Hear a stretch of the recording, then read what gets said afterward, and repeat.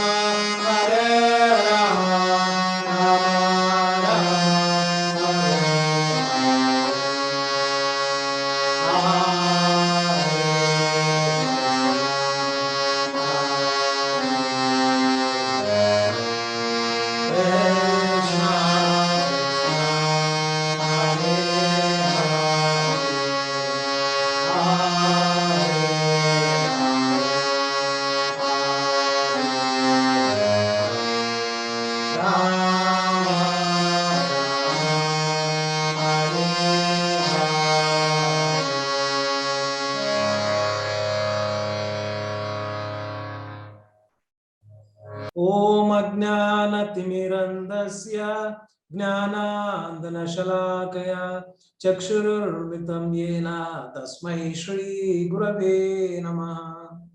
श्रीचैतन्यमनोभीष्टं स्थापितं येन भूतले स्वयं रूप कदा मह्यं ददाति स्वपदान्तिकम्। वन्देऽहं श्रीगुरुं श्रीयुतापदकमलं श्रीगुरुं वैष्णवांश्च श्रीरूपं साग्रजातां सहगन रघुनाथान्वितं तं सजीवं साद्वैतं सावधूतं परिजनसहितं कृष्ण चैतन्य देवं श्रीराधा कृष्ण पादान् सहगन ललिता श्री विशाखान्वितांश्च हे कृष्णा करुणा सिंधु दीनबंधु जगत्पते गोपेश गोपिका कांत राधा कांत नमोस्तुते तप्त कांचना गौरांगी राधे वृंदावनेश्वरी वृषभानुसुते देवी प्रणमामि हरिप्रिये वाञ्छा कल्पतरुभ्यश्च कृपा सिन्धुभ्य एव च पतितानां पावनेभ्यो वैष्णवेभ्यो नमो नमः। जय श्री कृष्णा चैतन्य प्रभु नित्यानंद श्री अद्वैत गदाधर शिवासादि गौर भक्त वृंद हरे कृष्णा कृष्णा कृष्णा हरे हरे हरे राम राम राम हरे हरे। मूकं करोति वाचालं पंगुं लंघयते गिरिं यत्कृपा तमहं वन्दे परमानन्दमाधवं Shri चैतन्यमीश्वरम्। Just to recap what we did, so if we have seen that Dhritarashtra was not physically blind, he was spiritually also blind, and one of the questions that has come in the activity, if you have done, I think it was the second or third question, some in the multiple choice questions, and most of you got that wrong. Do you remember which was that? Okay, so that's one thing. Before we go there, I wanted to ask you, and we discussed this sometime back. See, if you see, some of the people in the world that you come across are evil by nature, and you can see that Dhritarashtra, when he asked Sanjaya about what is going on the battlefield of Kurukshetra, there were 4 questions that were posed, 4 multiple choice questions. Most of you have answered that the right answer you have taken is he knew that Krishna was present on the Pandavas side. That was the reason why he was asking what was going on the battlefield. So actually the answer is not that. The answer is he knew the strength of Kurukshetra. So why is that? But because both are seems to be correct answers. Can some of you relate to this question? If you have answered, how many of you have answered this one as he knew that Krishna was present on the Pandava side? Can you lower your hands so that we know? And you can unmute and then ask or just communicate. What do you think? Why this is not the right answer? Gauri Mataji, yeah. Any other Matajis, Prabhujis? Actually, yeah, I have written because yeah, Bindu Mataji, then Lakshmi Mataji. Yeah, Bindu Mataji, go ahead. Yeah, I have written that Krishna was present in the battlefield because wherever the Krishna is there, there the justice and truth is there. Right. So obviously, Dhritarashtra know that Pandavas is going to win. Okay, thank you, Mataji. Lakshmi Mataji, you next. Prabhuji, I also first I have written the answer. He knew Krishna was present on the Pandava side, but you told the other answer. He knew the strength of Kurukshetra. So Kurukshetra is actually Dharma Kshetra. So I think that he knew that whoever is on the side of Dharma, they may win. Okay. Or there were several demigods who were also doing. Got it, Mataji. Thank you. So sorry to interrupt you there. Now the point, others can mute themselves. The point is that, as we discussed, Dhritarashtra, if he knew that Krishna was the Supreme Lord, he knew at one point of time, but he is not keeping that in memory. So we also in our life, we know that Krishna is the Supreme Lord. To what extent we are able to do activities aligning ourselves with Krishna's desires?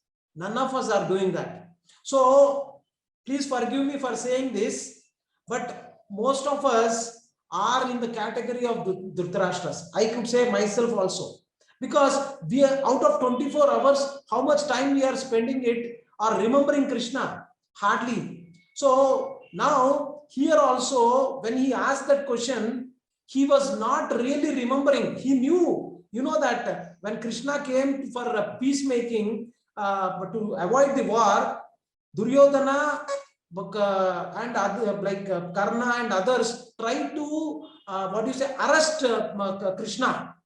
And that time he has shown his Vishwarupa, and Dhritarashtra was also given eyes to see that form. So he knew that Krishna is the Supreme Lord, but still he is not able to remember that, or he is what is kind of superimposing is his evil-mindedness, his intention, and the greed with which he is there. And the greed is that he wants only his sons to be ruling, and he doesn't want it to lose the power what he is getting now, because his son, when he comes, he will still be the king. So that is the intention, and though he is physically blind, he is spiritually also blind. Now the question, I just wanted to take this opportunity to tell a few more things here. So just give me 1 second.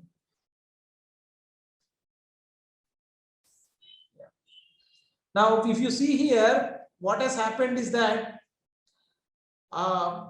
why Duryodhana has become like that, why Dhritarashtra has become like that. If you can relate to yourself and to ourselves for that matter, we kind of attain certain characteristics based on the kind of people with which we mingle.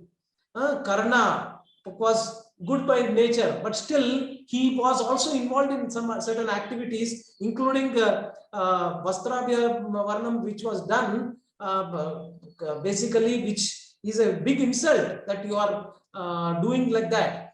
But Karna, being a nice person, a good person, he also was part of that, not objecting and not doing anything against Duryodhana and others.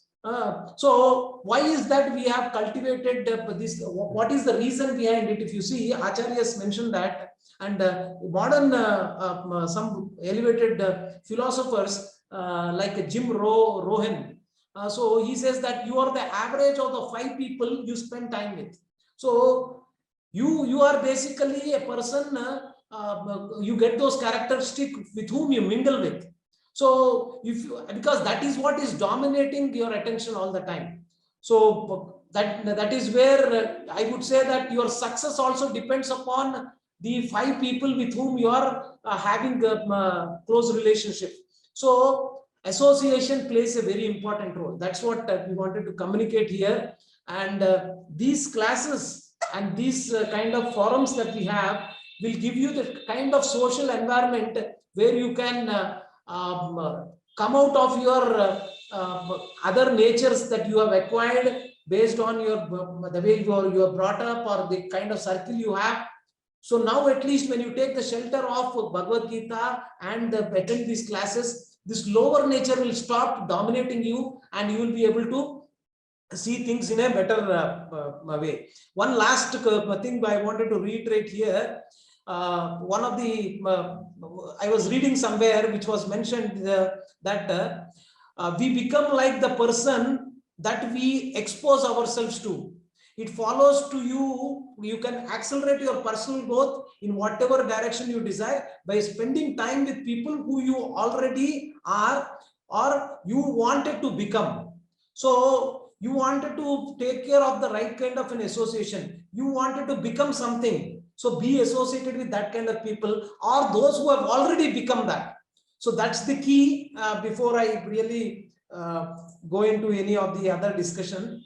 So hope, and one last quote from Mahatma Gandhi, he said that there is enough in this world for everyone's need, but not for everyone's greed. So what has happened is that human beings are the only creatures who are very greedy by nature.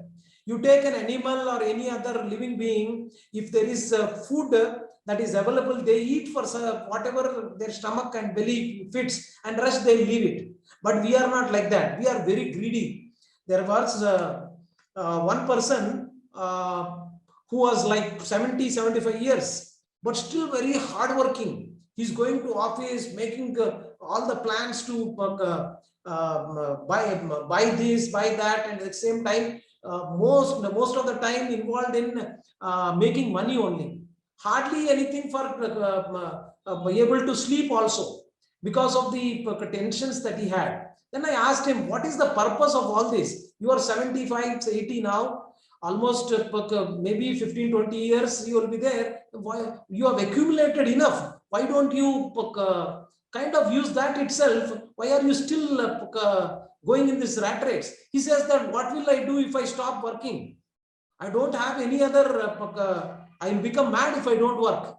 So people have got into this trap of rat race. Why they are running, they don't even know. Their purpose, what purpose? There is no purpose for them. So if you see, Dhritarashtra was one of that kind, Duryodhana was of that kind, where they had they were told that you keep all the wealth, you keep all, just give 5 villages, because their dharma is to as a Kshatriya, they have to have something. They cannot go and beg. So 5 villages is enough. But he has not agreed because of the greed, and all this entire family destruction has happened. So the second sloka, I know a lot of you will be there, but we do not have time now. But please practice, and you can send me some audios.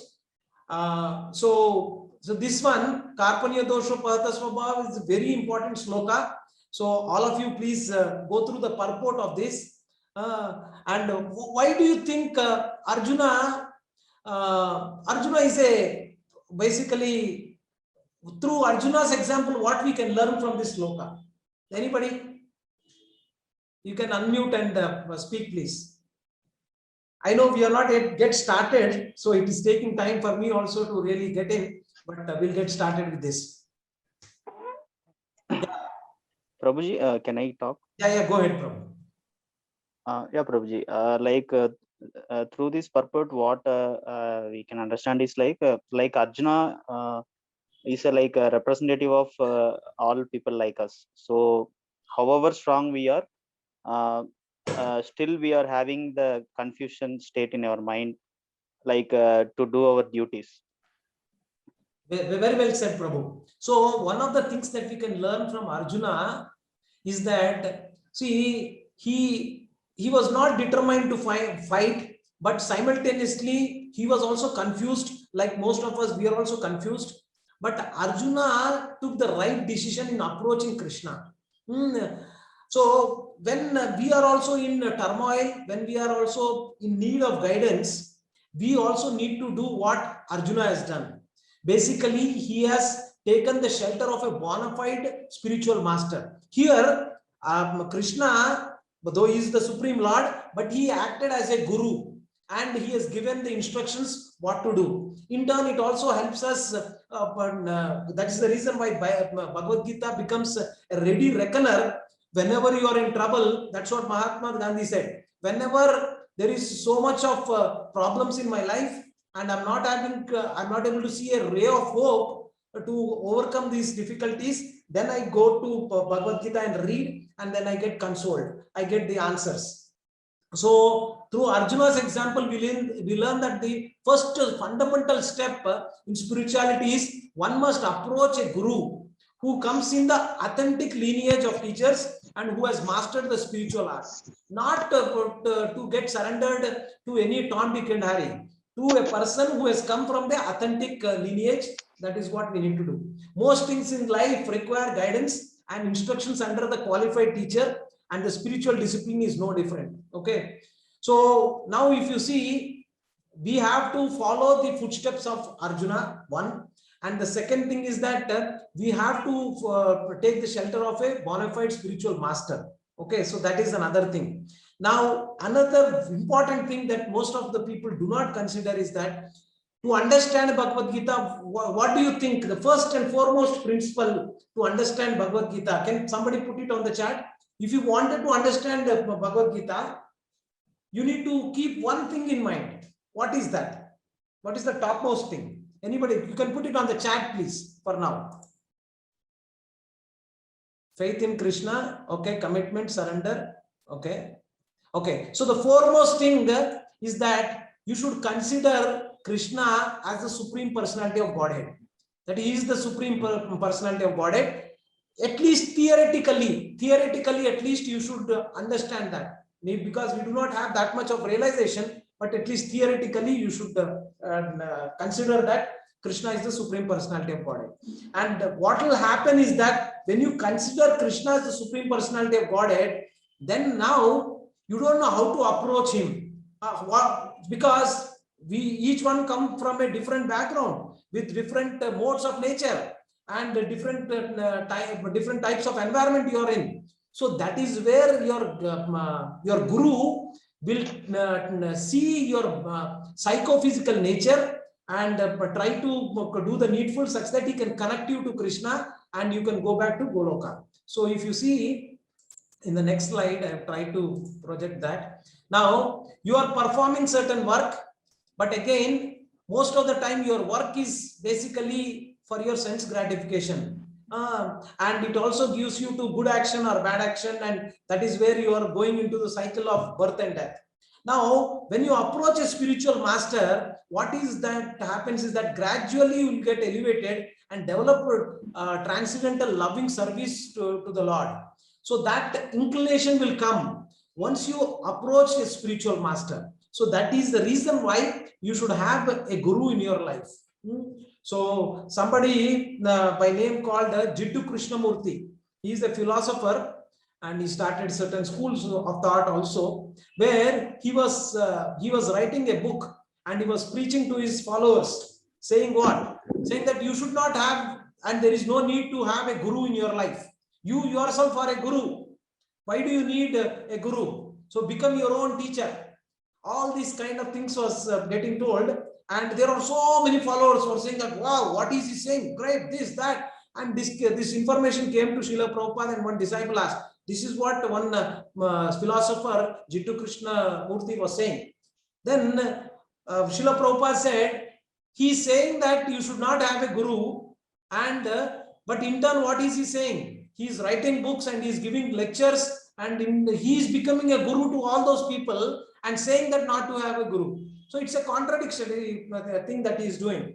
So in our culture also, guru has got a sthan where we say that Guru Brahma, Guru Vishnu, Guru Devo, Guru Maheshwara. So Guru has got a certain place in our society as part of our culture also. So now, but unfortunately what is happening is that this Guru Stan, whosoever is becoming a guru these days, he is posing himself as the God. So then Srila Prabhupada, in one of the lectures, he mentions that if some guru says that he is GOD God, no, he is not GOD God, he is DOG dog. Because a guru should represent, based on the disciplic succession, he should take up that kind, he should attain that knowledge, and then he can really deliver his disciples. But if he is not, then he is, if he is posing himself that he is God, which most of the present day gurus do, then he is not GOD God, but DOG dog. So we have seen that in the past, there are three ways to gain knowledge: Pratyaksha Praman, Anuman Praman, and Shabda Praman. So now Arjuna, following the Guru Parampara, in one way we can say that he has followed the Guru. Krishna directly became his Guru, but for most of us, we are not so lucky enough, but we need to take the shelter of, and we are fortunate to have Srila Prabhupada as our Guru, and Shabda Praman is the way to gain knowledge. And we know what is Shabda Praman. Basically, the Shastras, Vedas are called Veda Mata or Mother, and the God is the Supreme Father. And if you wanted to know who is our Supreme Father, then we have to approach the Mother, Vedas. So that way Vedas can give us the GK. GK here means God knowledge, not just general knowledge. Yes, Vedas also give you general knowledge, but they also give you God knowledge. And that should be our focus, because Vedas are into different categories where you might get lost when you go there. So for this Kali Yuga, what we need to read is that Bhagavad Gita is the first manual, a preliminary manual. The second one is Srimad Bhagavatam, and later on it can be Chaitanya Charitamrita, etc. So 4 defects are there, we know: imperfect senses, and this is what is discussed in the subsequent purports. That is 2.12 purport, you find this, I'm just giving it before. 4 defects lead to imperfect knowledge because of this tendency to commit mistakes and cheating propensity. So most of the scientific research due to these 4 defects has resulted in mistakes leading to disasters. Most of now, I don't know, to large extent people say that this particular COVID situation is because of the scientific research that has been done in China by funding agencies from various other countries. This is all what because of that. This is a disaster. So we see that.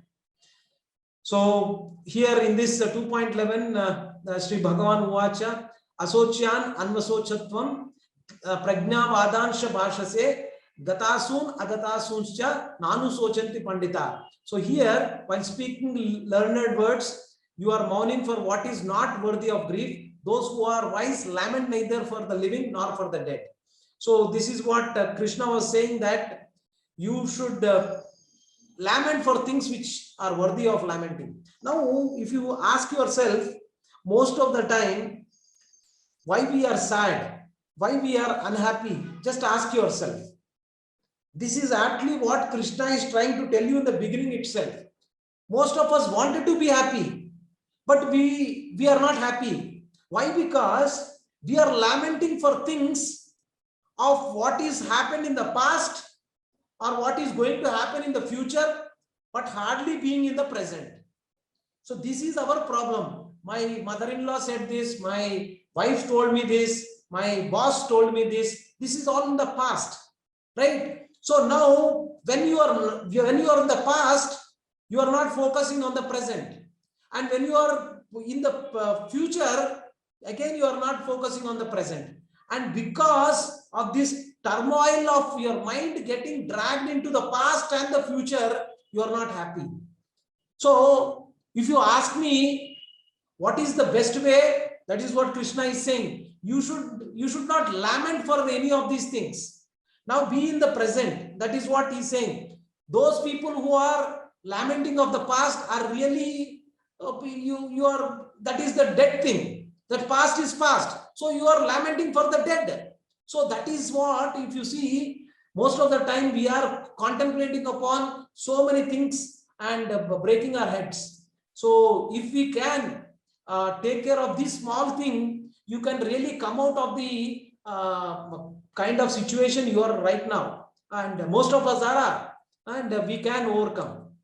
Now this is what we have seen, that Arjuna was compassionate. He was saying that whether I lose or gain in the war, I'm not going to enjoy, and family destruction is going to happen, and sinful reaction will happen. Then now Krishna is trying to tell you that who you really are, and in one way he's trying to tell the identity, who you are. So actually we need to start here today, and here Krishna is going to try to give you the summary of the entire Bhagavad Gita in one way, in these few slokas that we will be discussing. And Arjuna basically approached with the mood of humility. So that is what we need to understand. This knowledge will be gained when you go with the mood of humility, not with arrogance. So that arrogance, because in one way Arjuna, if you see, he was arrogant in the beginning. He said, this is what Shastra is saying, and why is that you are saying that to kill these people, will you go and kill your grandfather? Like that he was saying, because he is asking him to kill his grandfather. Will you go and kill your grandfather? So, and your guru, Sandipa Muni, will you go and kill?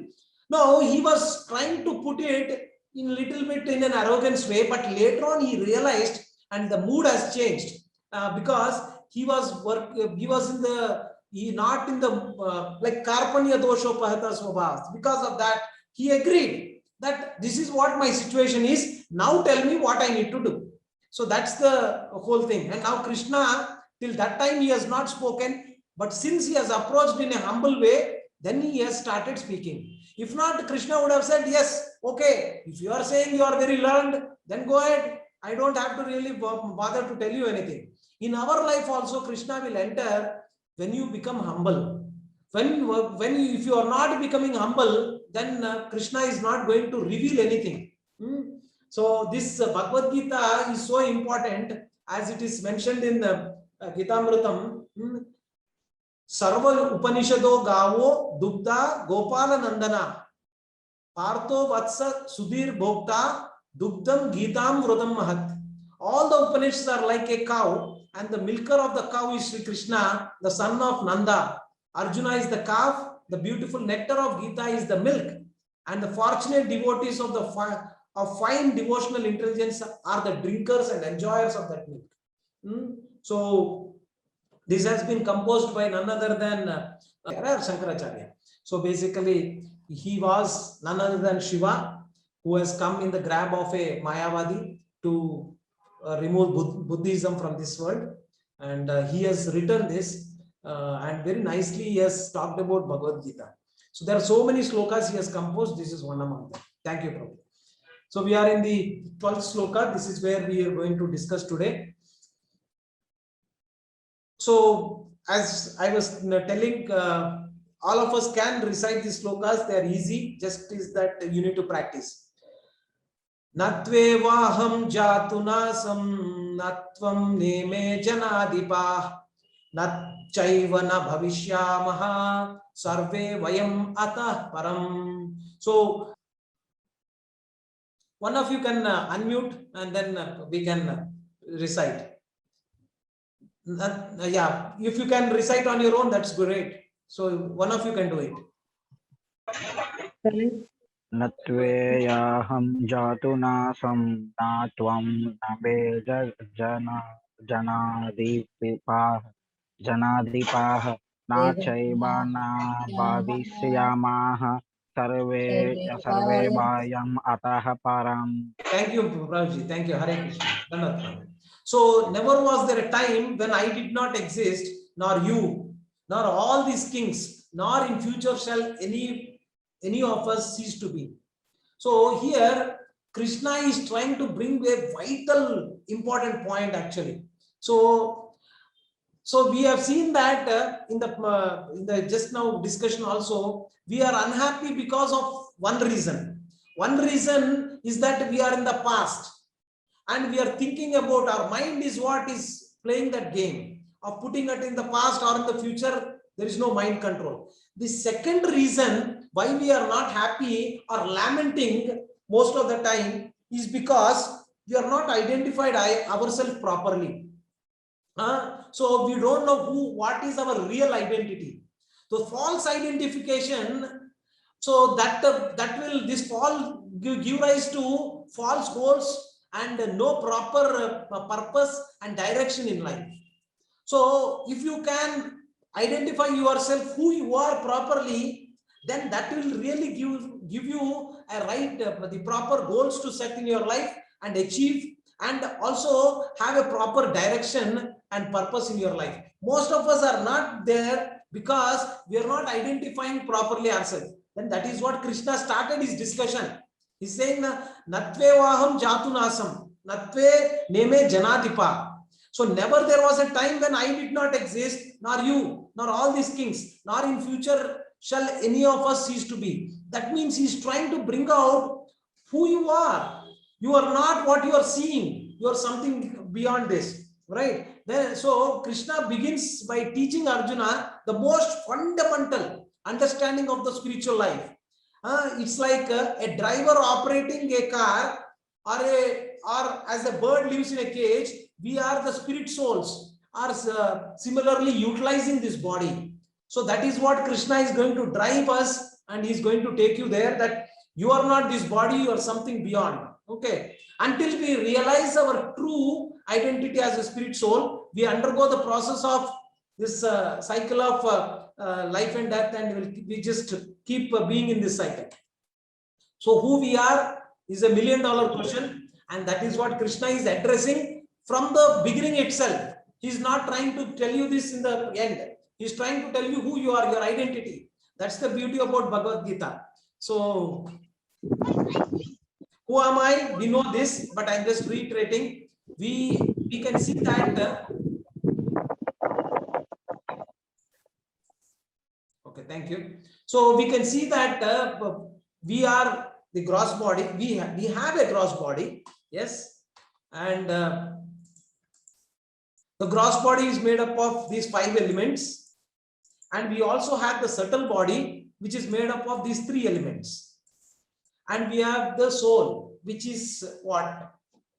Our, as you have a car, and the car, if it has to, you need to, the car has to move, some driver has to go there to put the ignition on, and then it has to, then it will leave by doing certain things, right? So similarly, this body is like a car, and the soul, if it is a driver, and if the driver is not there, then the car has no value, and we just throw it outside in no time. We say that this, we cannot keep it, right? So now, in addition to this, there is one more body. We discussed this in the Gita Sandesh. Can somebody remember what is the one? Is the gross body, the other is subtle body, and the spiritual body. These are the 3 bodies. But there is one more body. What is that body? Anybody remember? Ego. Karan body. Karan body. Karan body. There is one other body called Karana Sharira. Karana Sharira. What is this Karana Sharira? Basically, this Karana Sharira is the desires that you have is captured in this Shariram called Karana Sharira. And so when you are going to reincarnate, so when you go and take any other body after leaving this body, your karma which is there, along with your karana, which is the desires that you have, karana sharira, both will give rise to your next body. So if you can take care of your desires, purify your desires, that is where you can come out of the cycle of, or in your next life, you will be able to get the right kind of a body based on the desire, right? That is what Krishna told so many times. Whatever is the last desire that you have, whatever you are thinking, that is what will give rise to your next life. What kind of body I will take, etc., etc. So any doubts so far anybody has? Please stop me. So now the next question with respect to identification is that, who am I? Am I God? Most of the time people come across this, but I am God, you are God, both are gods. Somebody, Pavan Kumar Prabhu or so, has sent me some a video wherein it is mentioned or it is shown that one particular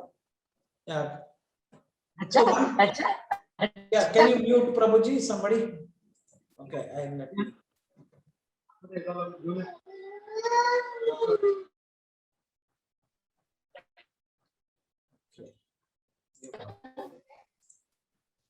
okay. Still going on.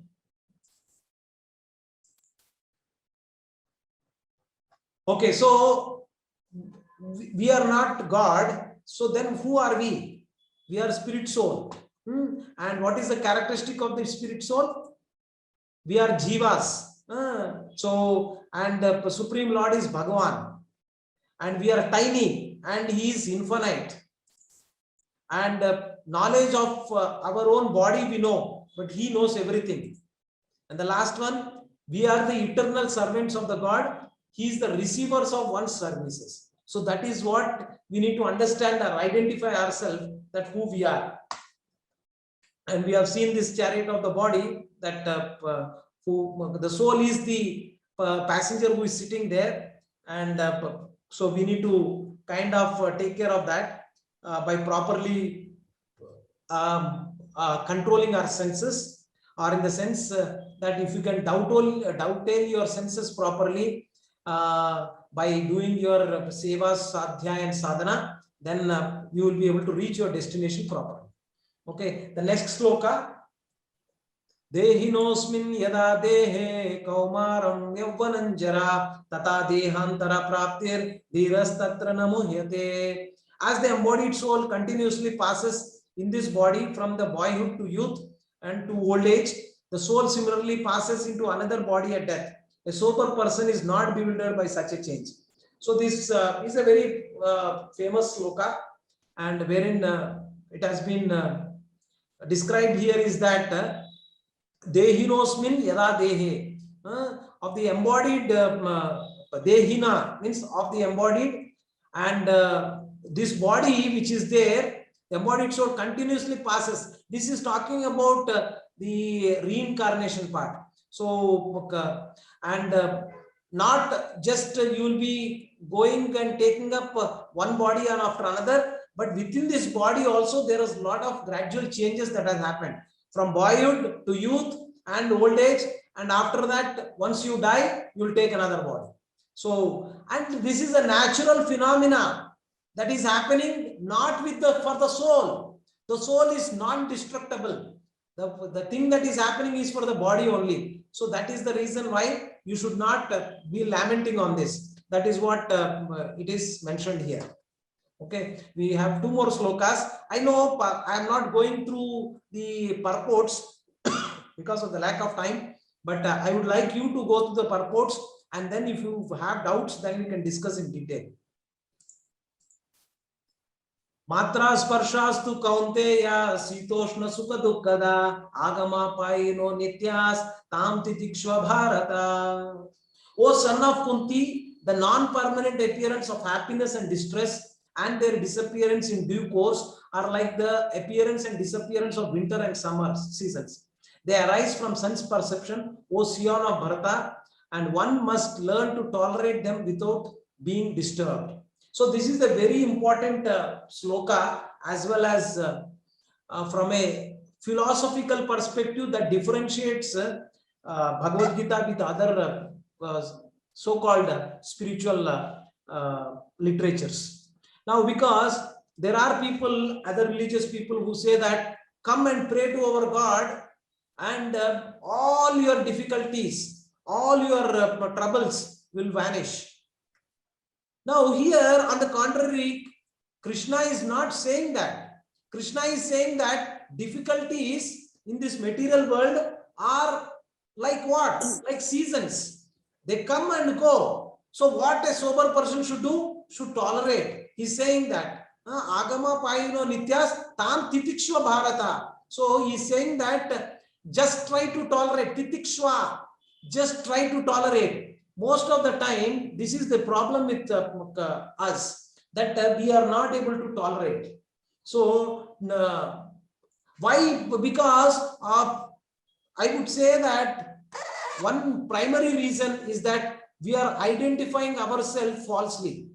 So once you start identifying yourself rightly and you know who you are in a right sense, then you should be able to tolerate, and it will become not by mechanical way, but actually you will be able to tolerate naturally.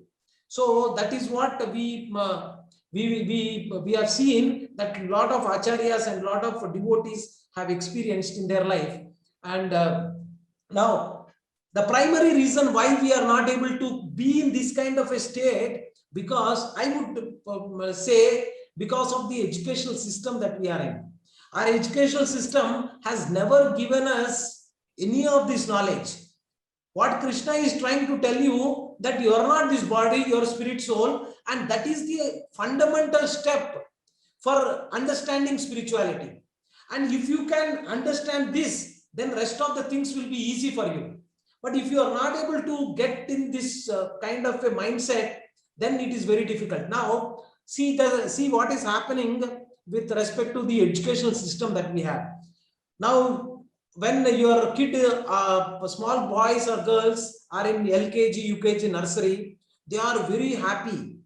And once you see their nature, they are very loving by nature. They respect their parents. They respect their teachers. They love their teachers. And they hug you. They kind of, they have the right kind of a, but slowly once they come into the first grade, second grade, third grade, you see that their mindset is getting changed. In what way? In a way that they are disrespecting parents. They no more say, please mama, give me food, or that nature of love is lost and that relationship, whatever is there, is becoming mechanical. Slowly they are going into a mood where they are identifying with their body only, and they are saying that I am this body only, and I don't have to relate to any of them. If I have to relate, I have to relate just to satisfy my needs, that selfish needs. So our educational system, if you see, if the more the education is getting, the more he's becoming a revolt against the parents, against, in one way, authority. He is kind of scolding the, I was seeing the other day when I was in the railway station some time back, the college student, he was BTech 4th year, and he was scolding Narendra Modi, Prime Minister, like anything, like in a very bad way. I said, what is this? Why is he using such an abusive language? For what? And not only just this, he was having the same kind of attitude towards others, about the country. He's saying that what is there in India, it's so nasty, this, that, I will go to US. So they do not have respect towards their motherland, neither to their parents, neither to our literature, neither to our culture, neither to our authorities in general. So why? Because the education system is making you more towards a bodily consciousness, it is making. And nowadays, you see that girls and boys, the way they mingle with each other, and there is no, what do you say, chastity left with a lot of these modern girls. Living relationship has been a natural way of living for them. Why? Because they are identifying with this body, and sense gratification is the ultimate thing for them. So now if you understand Bhagavad Gita, you need to operate, and you should be operating from a different perspective. And that is, I am not this body, I am actually spirit soul, and I just had to take this body now, but next body I could take some other body based on the kind of activities, the kind of propensities that I am going to cultivate. So here, unlike other religions, here Krishna is saying that this place is, you are going to face difficulties, you will have ups and downs in your life, but try to tolerate. So that is what he is saying. Okay. So it is 10-15 minutes left over. So I would like to bring if you have any other questions, we will take it up. What we will do in the next class, that is tomorrow, is that tomorrow we will be discussing more at a what kind of duties you need to perform, what is the right kind of what kind of, Krishna is going to talk about 2 different dharmas that you need to follow, at the same time going into the greater details about how to perform them, with what attitude, what mindset you need to perform. So yeah, with that I wanted to stop the discussion today. I know I have covered only some part of it, but if you have any questions, concerns, I'm ready to take it up. Okay, so before we go there, let me also do this. 1 second.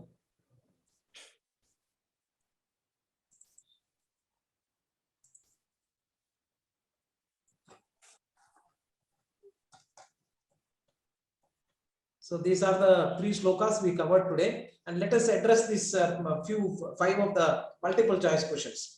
After soul is liberated, it merges with the Lord, true or false? So put it on the chat, please. Don't speak out, because I will be seeing the chat, and you are okay. Yay. Okay. Okay. Pavan Kumar Prabhu. After soul is liberated, it merges with the Lord. True or false? False. Okay. True and false. Okay. Okay, false. Okay, there is little bit of confusion here for a lot of you. Okay, so if you read the purport of 2.13, okay, now here it is very clearly mentioned that, and what I have just now discussed with you, am I God? So I can never be God. So I am an individual soul, continue to be an individual soul. That is what Krishna is saying there, where Krishna mentioned that, so where did he say that? So if you see in this sloka, Yeah.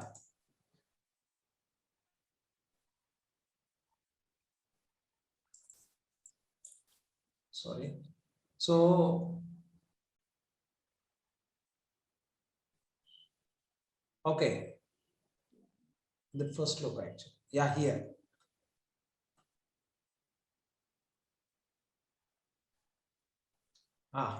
Okay. Natvevaham jatunasam. Never there was a time where I did not exist, nor you, nor all the kings, nor in future shall any of us cease to be. Now, when you are saying you are merging into that, that means your identity is lost. But here Krishna is directly saying that no, it is not. You are an individual, you will continue to be an individual. So, and that's what we discussed in this, that you are an individual soul and you will continue to be having this. Okay. So I know some of you should get some questions here, but if you do not, please read thoroughly, and if you have any questions, we'll address it. Okay. So the right answer is that after soul is liberated, it merges into with Lord. True or false? Actually, it is false. It will never merge into the Supreme Lord. So the Brahma Jyoti philosophy is basically in the effulgence of the Lord, you will go and stay there. But there are some yogis who have got the knowledge that they are not this body, they are spirit soul. So that knowledge they've gained, and they are no more interested in sense gratification. So that also is good. Nice. Now, the only thing that they have not done, they also consider that to some extent there is a Supreme Lord, and and I need to just get rid of this material entanglement. That's their desire. What is their desire? I just do not want to come to this material world, because here Janma Mrityu Jara Vyadhi Dukkha Doshana Anudarshanam. So there is a lot of difficulty here. I do not want to come. And for that, they have gained all the knowledge and they did certain endeavor. Now they go and be in the effulgence of the Supreme Lord. That means they do not have the entry to go into the Goloka, because you do not have the desire to serve the Lord. If you go to Goloka, you have to serve the Lord. That's the, or you are eligible to go there when you have that servant attitude.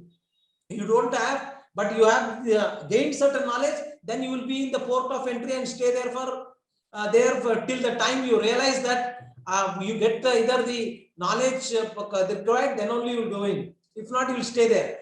You will get bored. Obviously, you will get bored because hardly anybody is there to really where you can interact.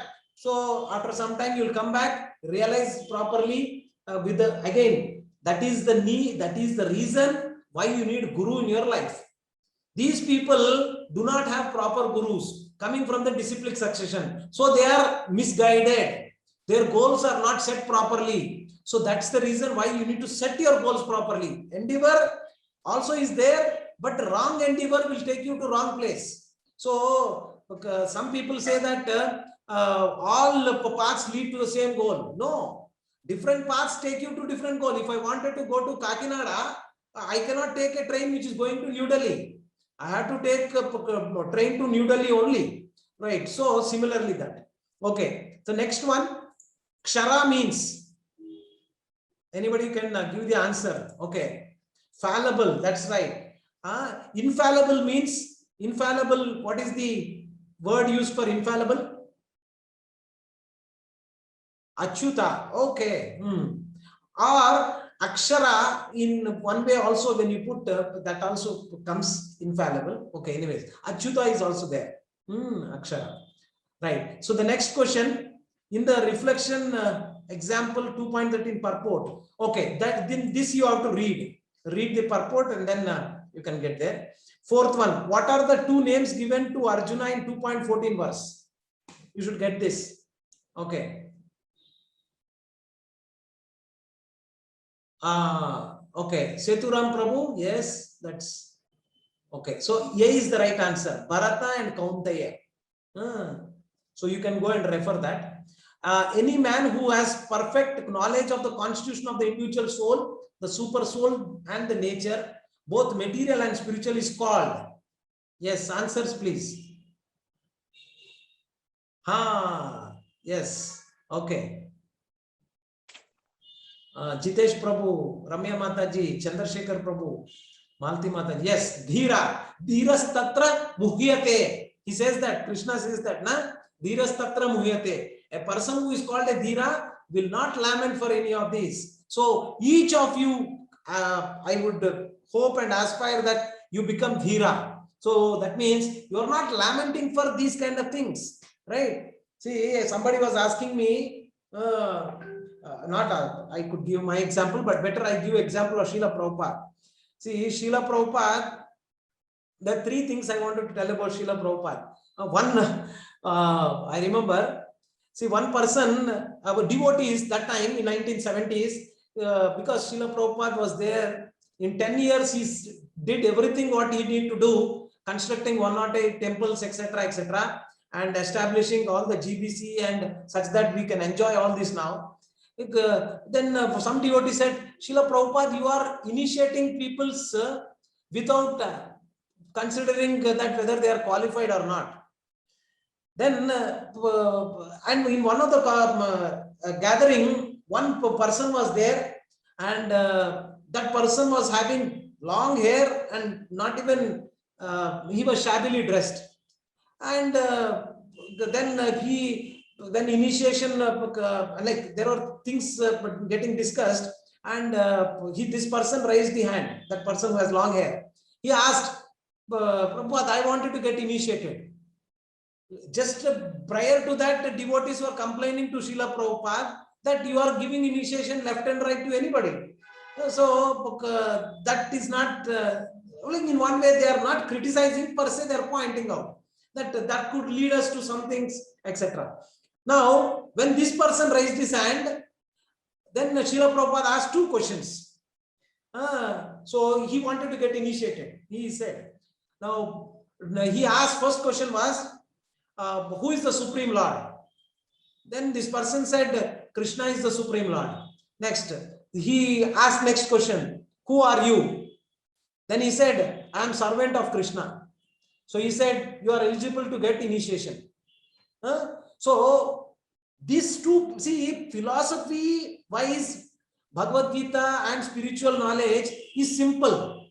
But that realization and having that realization, not bookishly, but having properly, when asked, he said really, he meant it. That person whosoever asked for initiation, he really meant. See, one time a great, he's a very big scholar, Vedic scholar, came to Srila Prabhupada and said, see, you are making so simple, but Bhagavad Gita and Bhagavatam and these things cannot be given to any of these people. They are not eligible. So I am a great scholar. I am a Vedic Pandit. I know a lot of things and it's very difficult. Then, and I myself cannot understand so many things. So after being in Vedic chanting and so many things for so many years also, then immediately he called a small girl. That girl was, her name is Saraswati. And she was like 6 years old or 7 years old. For one of the devotees' daughter, Malati Mataji, her daughter. And he asked that girl, who is Supreme Personality of Godhead? Krishna is the Supreme Personality of Godhead. She said, that small girl. See, that is what is, see, writing so many slokas. See, we have to practice and we have to learn things nicely. That's right. But fundamentals are very important. So, there might be somebody who is able to tell all 700 slokas left and right. But again, what is important is that how much practice you are able to make or put into application. Learning theory, what is going to happen? Put it into practice, na? So we are Rupanuragas. So that means we are the followers of Rupa Goswami. And in one way we are Chaitanya Mahaprabhu's, come under the lineage of Chaitanya Mahaprabhu. And Chaitanya Mahaprabhu is Mahabhadanyaya. So he is Mahabhadanyaya in one way because Krishna asked first to surrender, then only he said, I will give my mercy. And similarly, any other avatar, it is so difficult. But Chaitanya Mahaprabhu's movement, he is Mahavadanyaya. He is very, very, very, very merciful. So without seeing any qualification, he is giving you the Krishna Prema.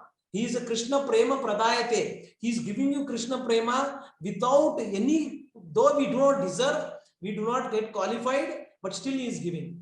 So please take this opportunity, do your 3 things regularly, because unless and until you overcome your laziness, overcome the lower tendencies that you have, we cannot progress in our spiritual path.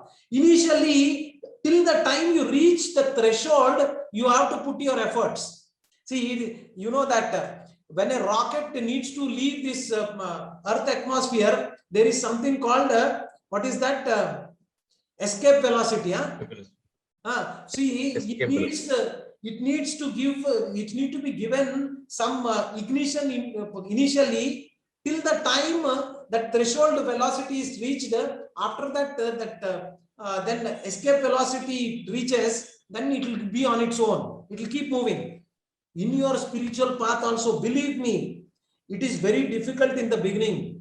You chanting 1 round is like equivalent to like 1 year of turmoil kind of a thing. So we all are facing that problem, and chanting is not easy for some of you, and for most of us, I would say.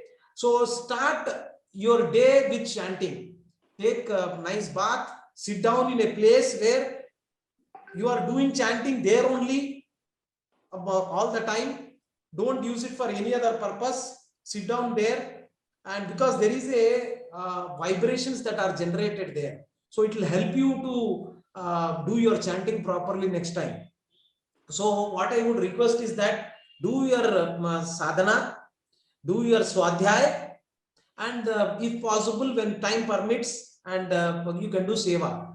So right now, at least do these two things, your sadhana and swadhyaya. Read Bhagavad Gita, 3 slokas, 6 slokas, purports, half an hour per day, 45 minutes per day, that is good enough. Do your sadhana, whether you are doing 1 round, 2 rounds, 10 rounds, 15 rounds, whatever is your capacity. But the only thing is that do it consistently and continuously. Today I have done 2 rounds. Tomorrow also do 2 rounds. If you feel that you can do more rounds, increase it and consistently maintain that, and then increase to the next. Don't all of a sudden do for 16 rounds and next day you become like, I have done enough now. I cannot even do 16 rounds I have done for 5 days. I don't have to do. So not like that. Every day you have to do. The way you are taking breakfast, lunch and dinner, you are not skipping that. This also should be integral part of your life. Sometimes I do this because I have my certain laziness with me. What I do is that I don't even take breakfast till the time I do my rounds, whatever I have decided to do. So maybe sometimes I wake up late, for instance. Then also I don't change my habit. If I have to do certain household work, yes, Matajis will have some work, so you do it. But don't take your breakfast till you are completed your rounds. That because our body is, you have to really discipline your body, and you, unless until you do that little bit of see, what is tapasya? This is tapasya. Tapasya is not like going into the forest, sitting down there and meditating. That is not tapasya. This is tapasya. What you are doing, whatever little bit of going out of the way and doing certain things to do certain things such that your spiritual quotient is increased. So I know I have crossed my limit in speaking certain things. Please forgive me, but this is what I have experienced. That will help you. Okay, 5 more minutes we have. If you can ask any questions anybody has, I can take it up. try to answer them. Anybody has any questions? Yeah, you can put it on chat also, and you can unmute and ask also.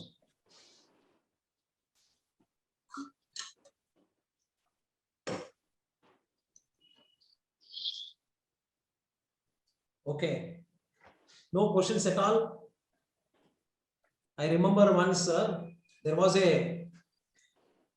were villagers who wanted to bring one speaker to their village, and they wanted to hear about God from him. Then they invited him. He came. All the people were assembled, all the villagers. Then he asked, do you know about God? Then everybody raised their hands. Yes, we know about God. Then he left. He said, if you all know, then what is the need for me to speak? Then later on, the villagers said, what is this? We just have to listen to him. Then they made a plan. Now, when he asked the same question, half of us will raise our hands, half of us will say no. Then he will be forced to tell. At least half of us are ready to listen. Then he was invited again, same question asked by that person. Then half of them have raised their hands as priest decided. Then he says that those who know, who have raised their hands, they know about God, then tell to the other ones who don't know. Then what is the need of me? And finally, after persuading, then that person comes. Now, why we are saying this? Because most of the time we have this preconceived notion that I know. Why do I need a guru?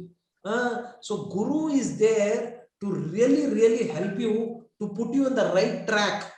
Because most of the time we are guided by our false ego, guided by our mind, which is playing tricks with us, and our intellect is not intact.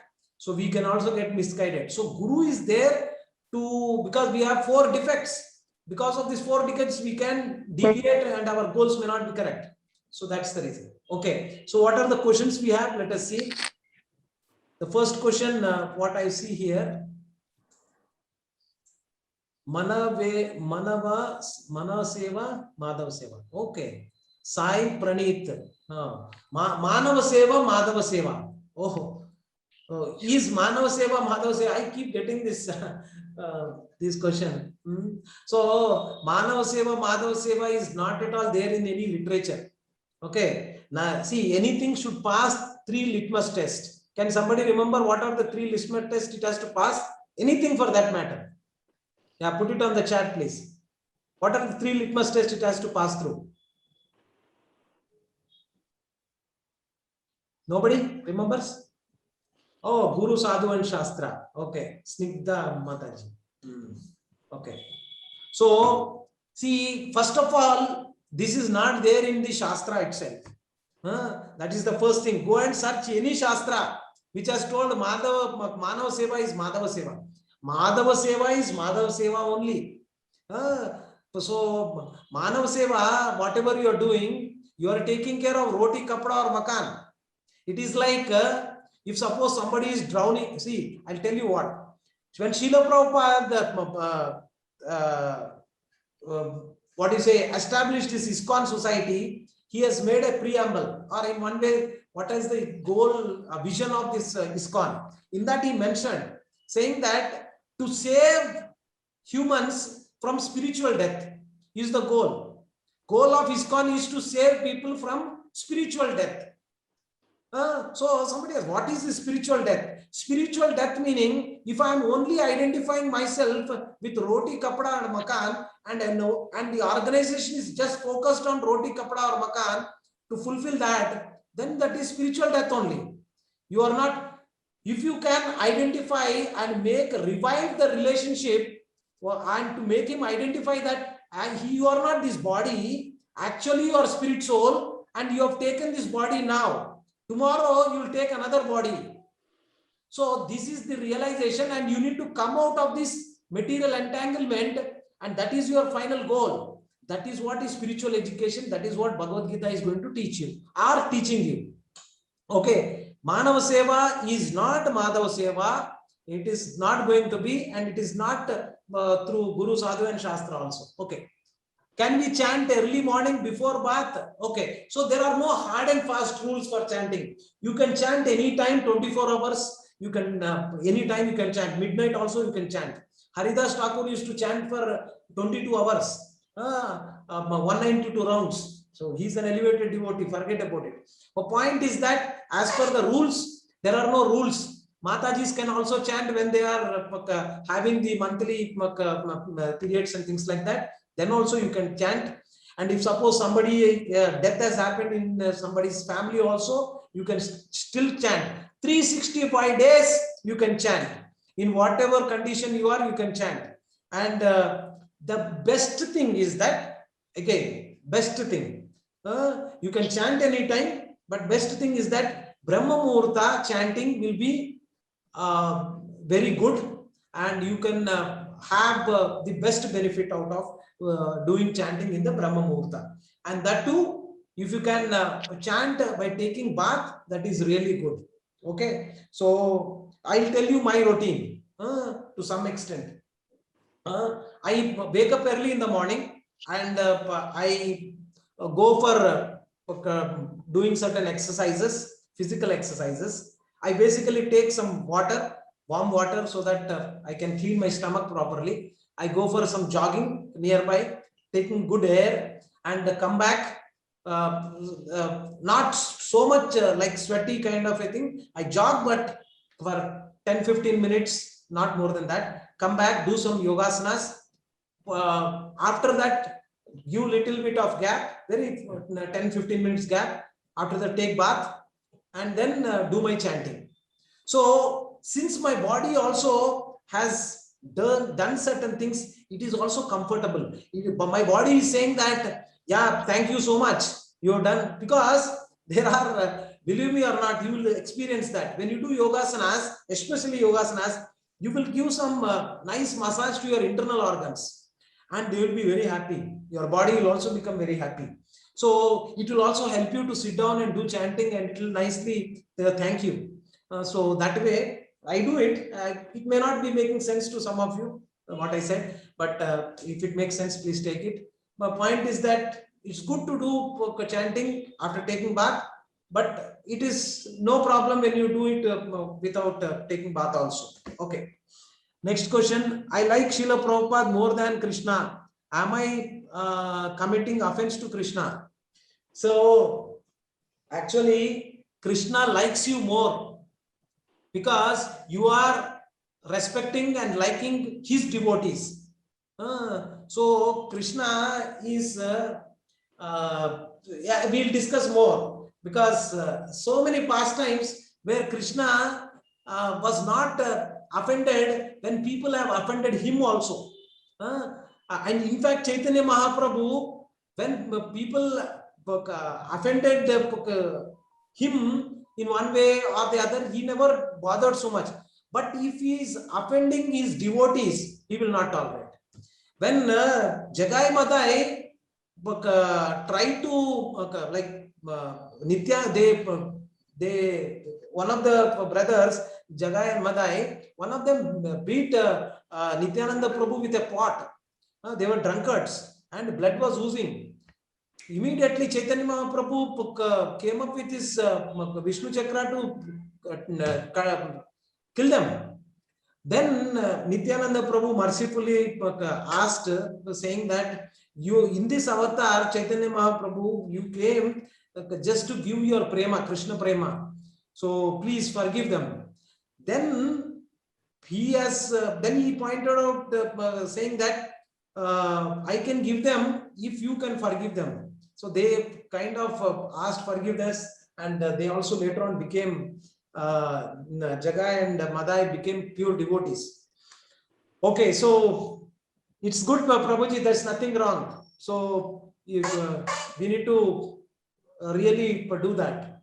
No, we are, see, naturally that is what is coming, and that is what you are experiencing. That when you have that respect and that kind of a this thing you have towards Srila Prabhupada, you will definitely get, or you got Krishna Prema, you don't know. That is the reason why you are getting attached to Srila Prabhupada. Slowly you will get Krishna Prema.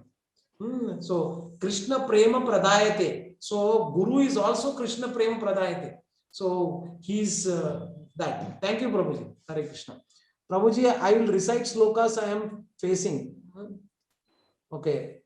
Bindu Mataji, to recite slokas I am facing issues. Okay.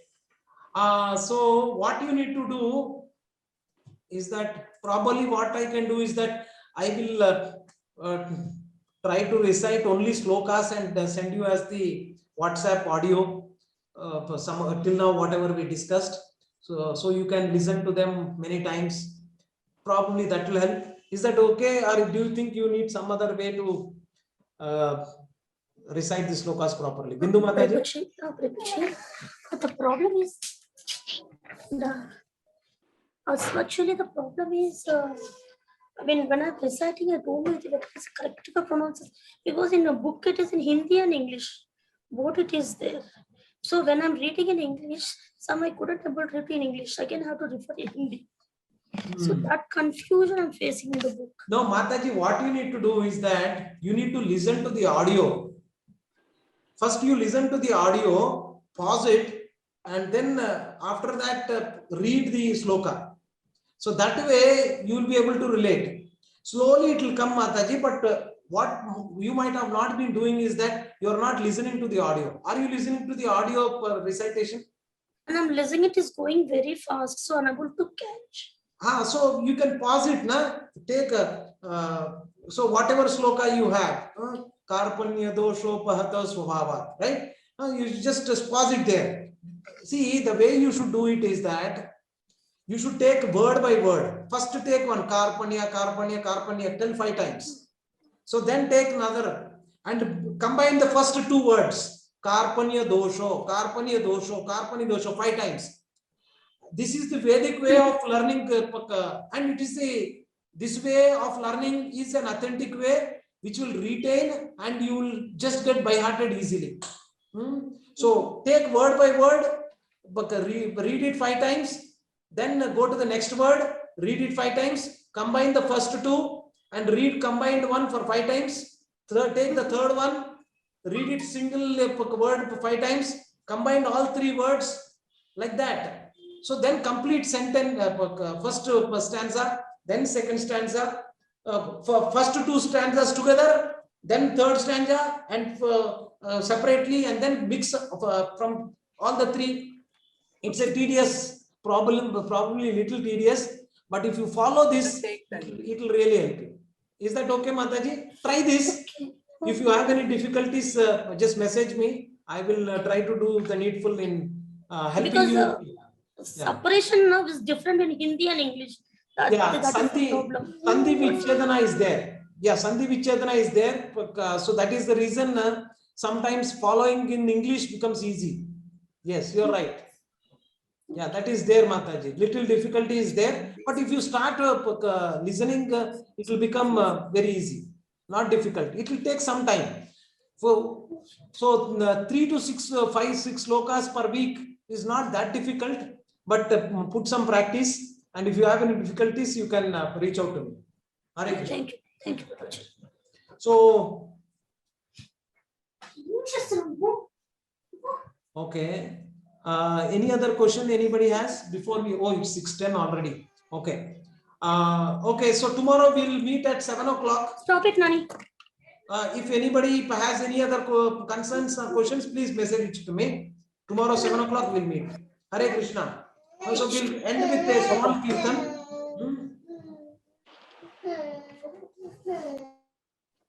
Hare Krishna, Krishna Krishna, Hare Hare, Hare Rama, Rama Rama, Hare Hare, Hare Krishna,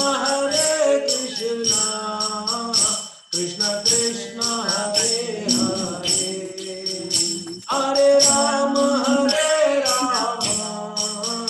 Rama Rama, Hare Hare. Krishna महामंत्र की जय, अनंत कोटि वैष्णव वृंद की जय, श्रीला प्रभुपाद की जय. जय. Thank you very much, Prabhuji and Mataji. Tomorrow 7 o'clock we are meeting, 7 p.m. Hare Krishna. Hare Krishna Prabhu. Hare Krishna. Hare Krishna Prabhu. Thank you Prabhu. Hare Krishna. Hare Krishna Prabhuji. धन्यवाद प्रणाम प्रभु. धन्यवाद प्रणाम.